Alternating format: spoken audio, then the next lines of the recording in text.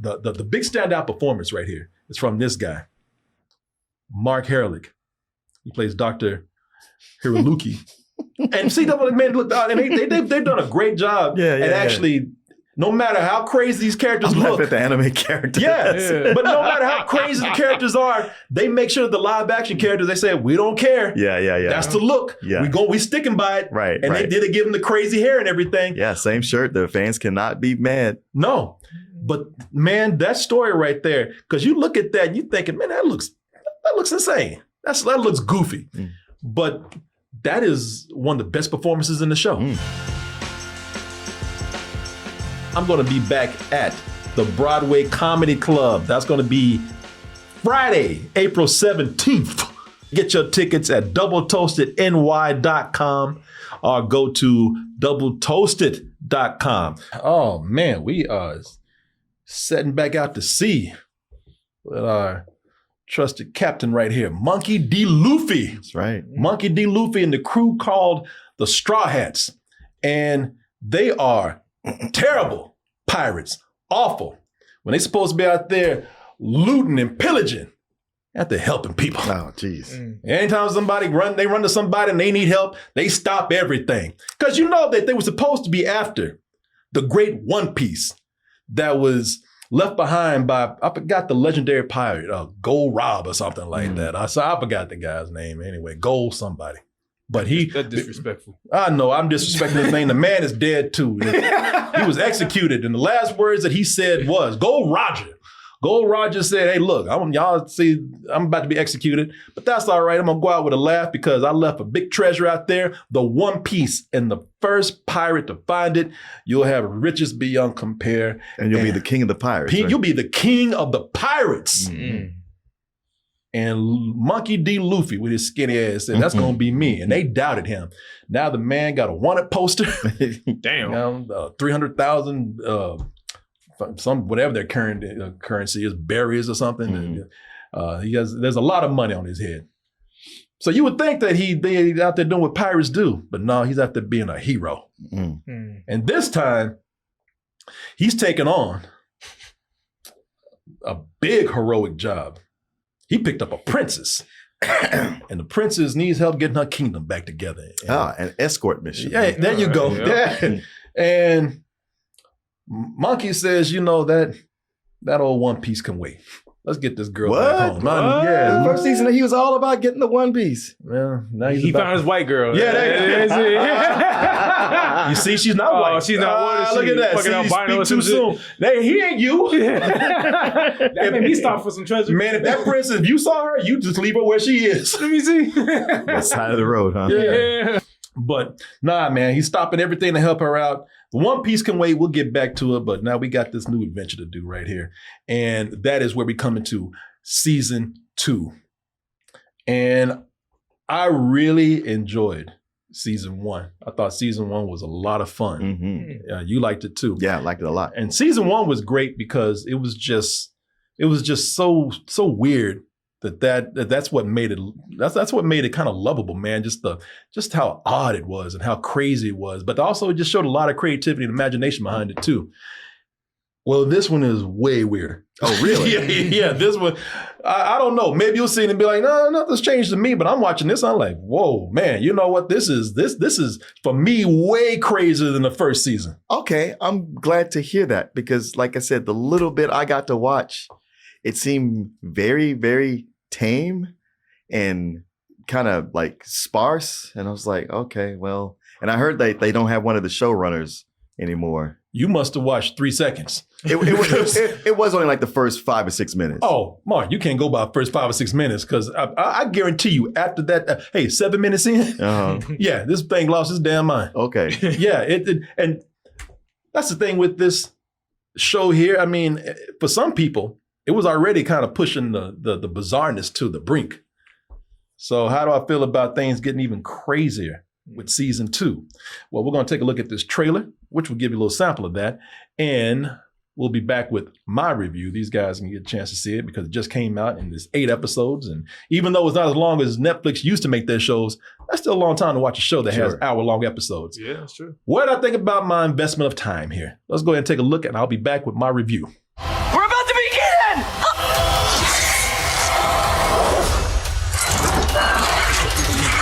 You see what I'm saying? Yeah. I'm surprised they even showed that right there, man. So, I mean, just by that frame alone, y'all could probably see what I'm saying when I say that this has become the most bizarre show I've ever seen. Ever. If it's not ever, it's up there with one of the most. I mean, just we're talking about just as far as crazy stuff happening on a per minute basis. I mean, this thing is packed with nothing but odd imagery and storylines. I mean, it's so crazy that I really have begun to wonder now. Because before I said, man, it's cool they were able to make it this weird and get away with it. Now I'm wondering, man, how is this even working? If it's working at all. And how is it working for anybody out there? This is Scott Pilgrim on LSD. And Scott Pilgrim's already out there. Right. You know, now, if you thought the characters were weird before, they took that as a challenge for this season. And I can't really say anything because, I mean, if you've seen the anime, which this is based on, already over 1,000 episodes, then this is nothing new to you. You know this. But for somebody like me, even though I've seen sporadically episodes of One Piece, I've never watched them religiously. Yeah. So watching them tell a story in live action, taking all the visuals and translating that to live action, and the visuals are already wild in the anime. Seeing them do it here, this is something where, you know, if I were to tell you what was going on with these characters, you just by the description of it, you would know what I mean. Because this season, the crew, and they're already a crew of crazy characters to begin with. This season, the crew, they fight villains whose weapons include mood-changing paint, candle wax, exploding boogers. Man picks his nose and throws it and kaboom. Oh, okay. Yeah. I see you needed the sound effects. Now he goes right, because I remember when I was watching, this man went right up, he was about to do a fight, and I said, wait, he's gonna start digging his nose in the middle of a fight? He picks it out and flicks it, and bam, huge explosion. Oh, and they have a woman who makes people beat themselves up by making arms come out of their body. Yeah, okay, I did see that.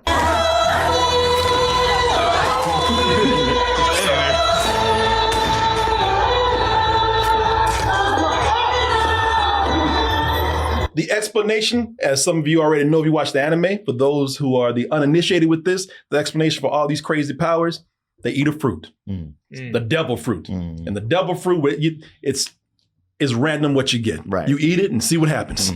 Hopefully you'll get something cool.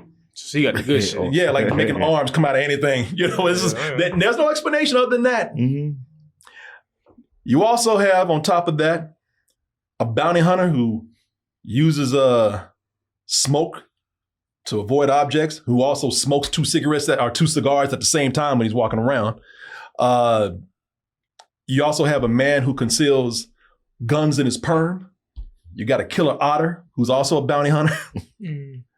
And a talking reindeer that wears a big hat. No, yeah, of course. Yeah, of course. And that's in addition to the things that we've already seen, like snails being used as phones and projectors, monkeys stretching powers, and so many other crazy things that we talked about in the first season. Now, if you were to show this to anybody and they didn't know anything about it, if they didn't know what the story was, if they didn't know it was an anime, this was just the first time being exposed to this, period. Like, you look at something like this, look at that. Look at that right there. And then look at this right here. Y'all would be like, AI slop. Y'all would be ready to criticize it. Y'all would be like, oh, there we go with the AI again. And couldn't blame you. But, you know, again, this is no surprise to the fans out there. And this show is meant for most of the fans who watch the anime. So to say that, you know, you look at something like this is definitely not for everybody out there. But being that it is not AI and being that it is made by humans, I think that's why this season continues to work. Okay. And that's why it worked in the first season. Because this story has, no matter how crazy it gets, again, no matter how bizarre it is, these characters and this story that it continues on, it has a lot of heart. That was what I liked so much about the first season. And even though this is a crazy world, there's still a consistent story within that world. You know, it goes by its own rules, which are out there. It goes by its own laws of physics. This exists in its own world, but yet that story makes sense within it. And also, I mean, it's not that, even though it's surrounded by all this crazy imagery, it is not telling a complicated story. Yeah. What you have in the end, you have a group of good guys who are heroes who are willing to do anything for anybody because they want to give it to the bad guys. They want to protect people against the bad guys. It's basic good versus evil. Sure. There's nothing complicated about this. I don't care how many times this man sits up here. I don't care how many arms you have coming through the floor, how many times this man stretches right here, how crazy this gets. They're just using some wild stuff to tell a really basic human story. Sure. And these characters are likable. Okay. Yeah, man, Monkey, the reason why you love the first season, the reason why you continue with him is because he has this incredible optimism and belief in himself. That's what I was saying about it. Is his optimism is contagious.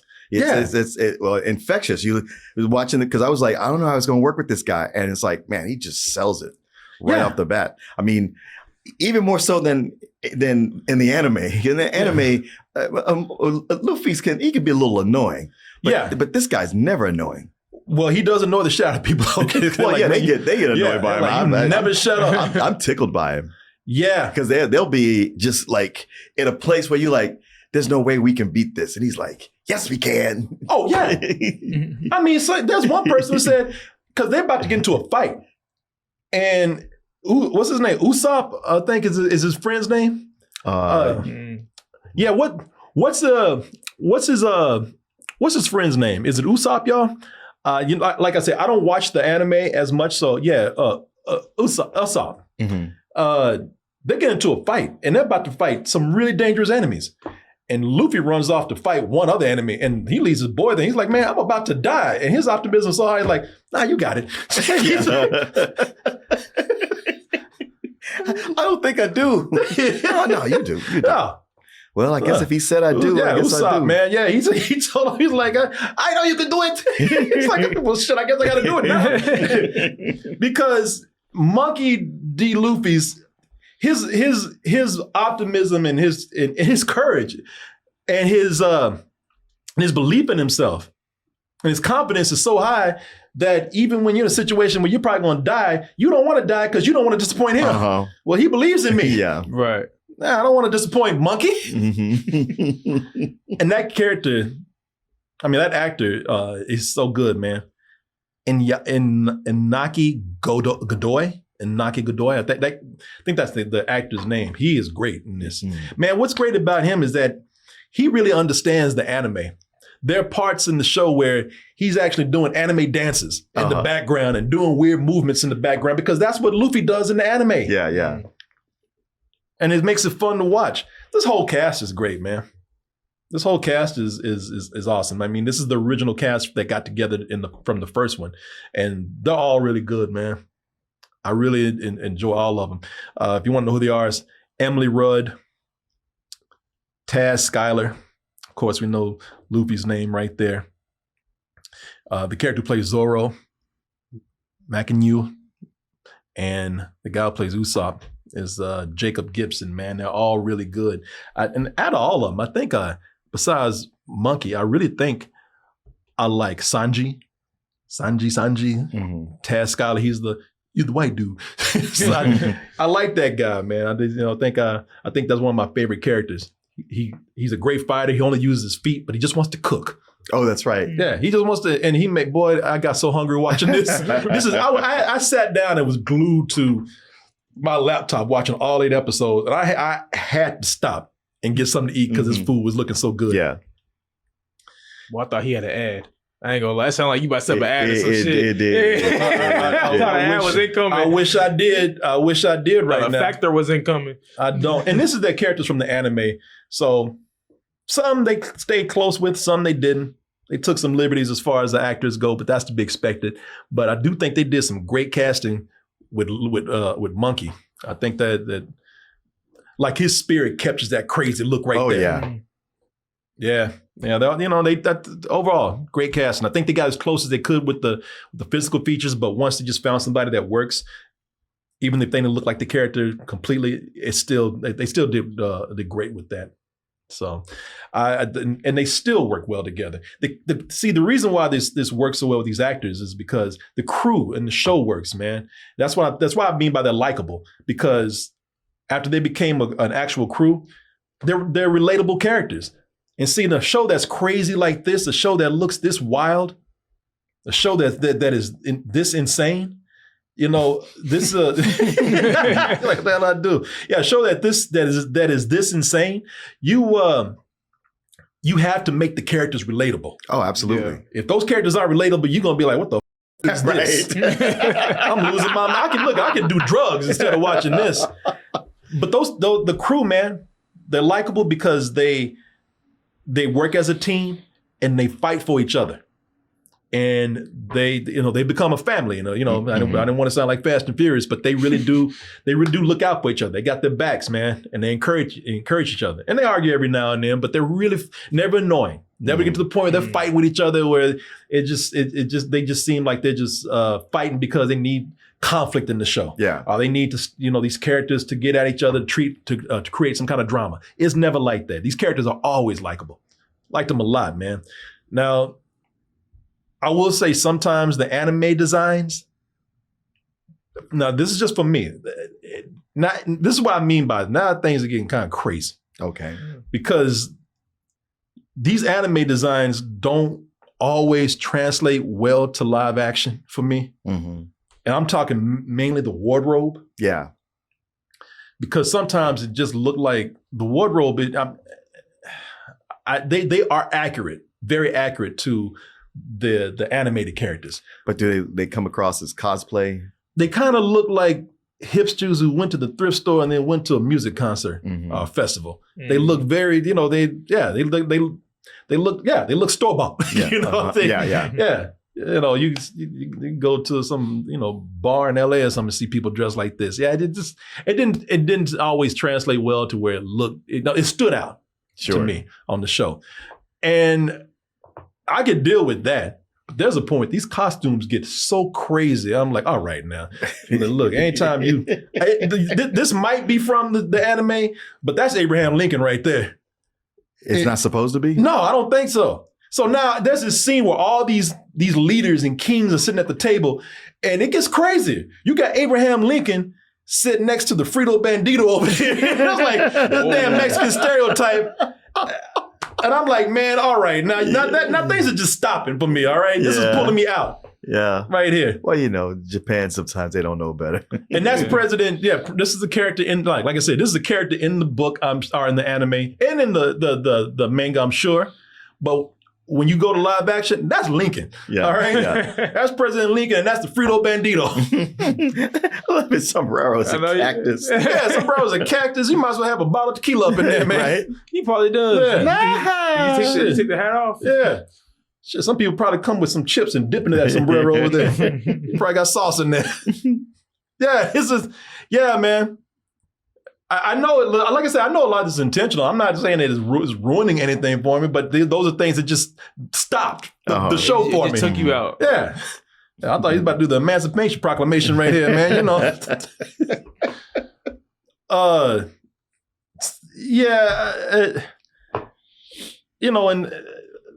it's at that point where I think the silliness threshold. If that's in the anime, you've seen the anime, you're a fan, that's for you. If you're somebody who's not in the anime and you're watching this, some of this you might walk away from this and be like, that's too crazy for me. But even if you are into this, some of these things probably are not going to mean as much to you, and they're going to stand out more to you than they do for people who know what to expect with the anime, like me. Again, I'm not saying that I hated it or ruined anything for me, but definitely came to a halt. Yeah. We definitely yanked the emergency brake on that one. And I think that, when you start getting into the final episode, that is really going to test your threshold for silliness. Really? Yeah, because at the last episode, we got a Power Rangers battle.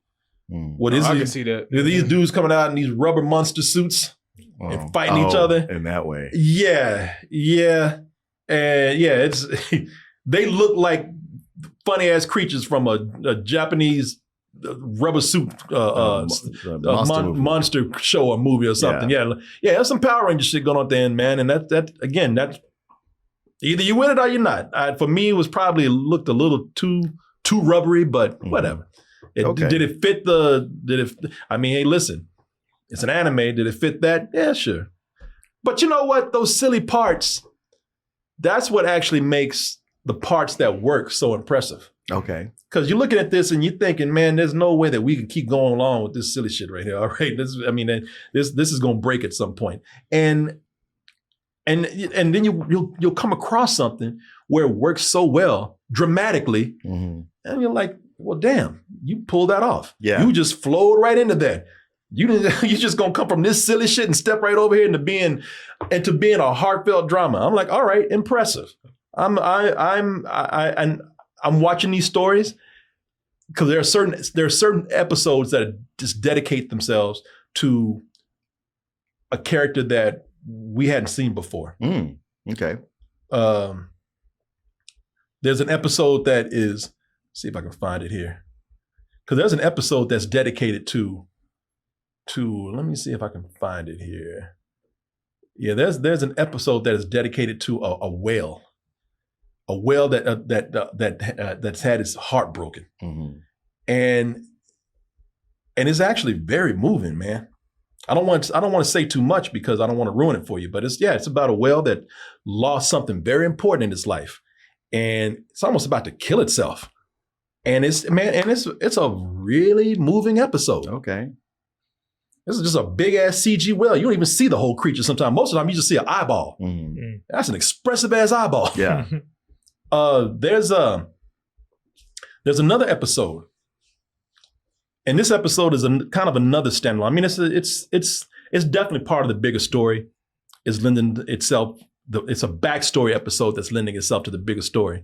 But in that episode, you given some backstory to one of the characters again. You're familiar with this character if you watch the anime, but it's a character that's new to the crew. Chopper. That's a little Chopper right there, the reindeer I was talking about with the hat. A little Jamiroquai hat he got on and everything. And that's a character from the anime.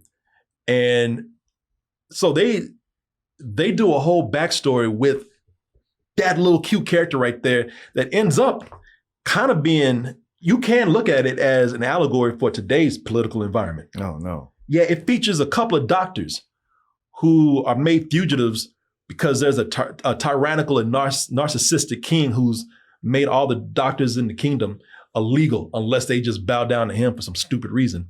How does that relate to right now? I know, man. I'm stretching right now. I really am. And I call this crazy. Yeah, just forget everything I just said. That was stupid. What am I talking about? You can't relate to that at all. That's not happening. But that episode really stood out to me because it features some of the best performances.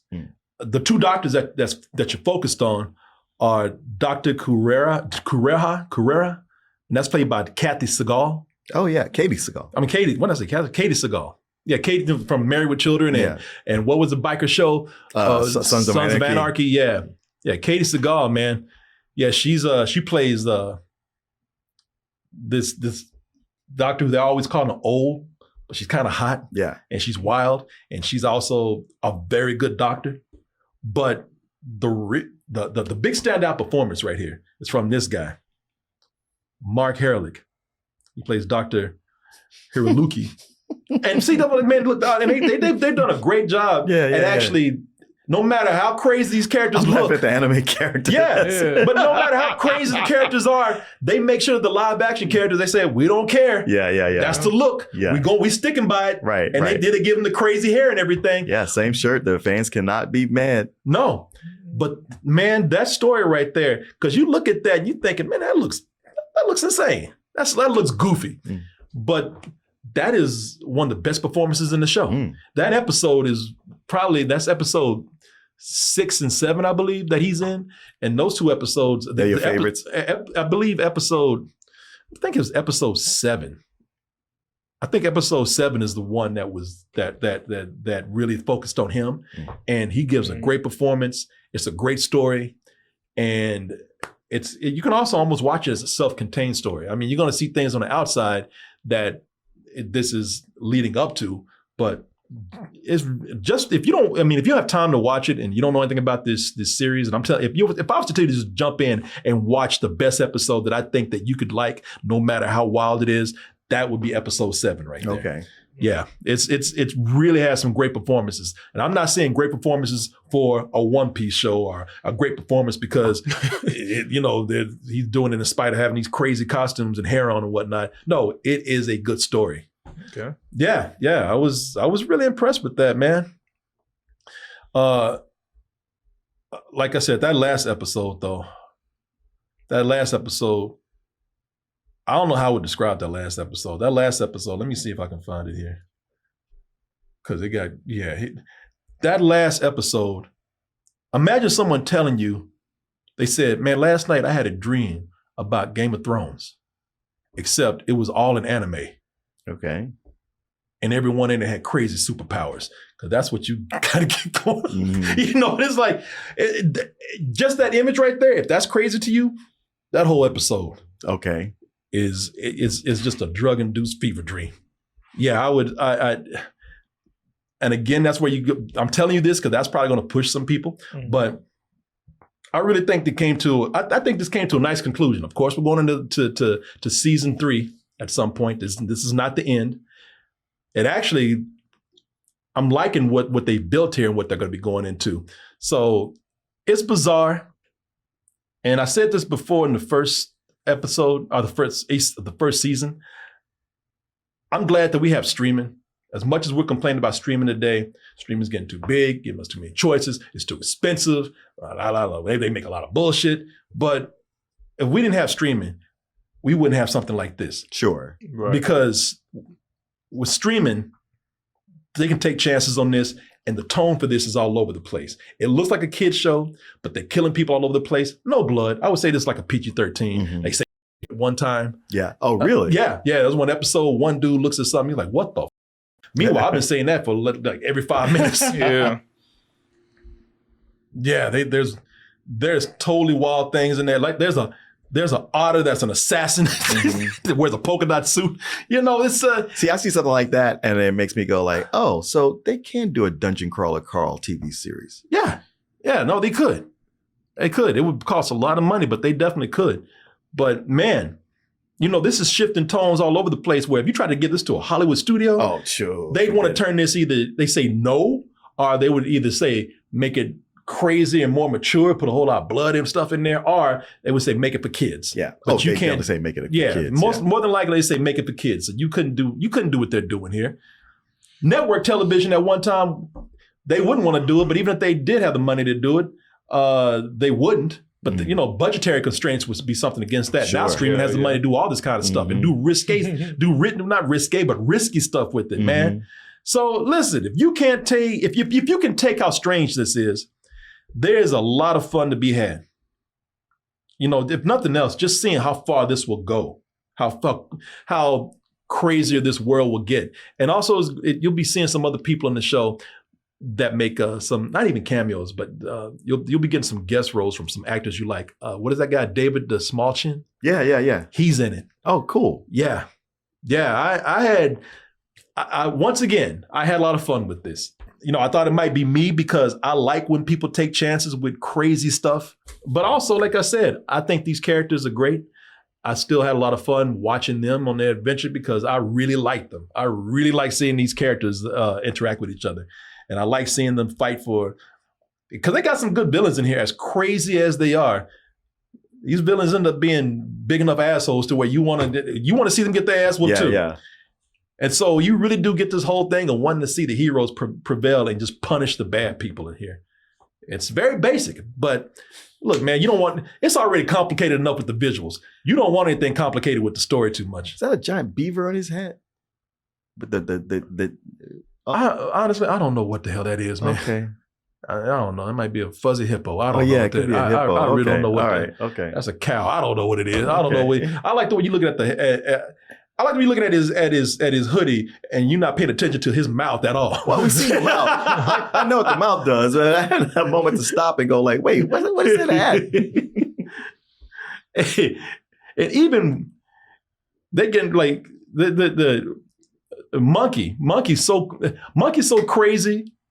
And it's so distracting sometimes. He was in the middle of giving a speech and Monkey's back there doing crazy stuff. He's like, and another thing, wait, what the hell is he doing? This character right here.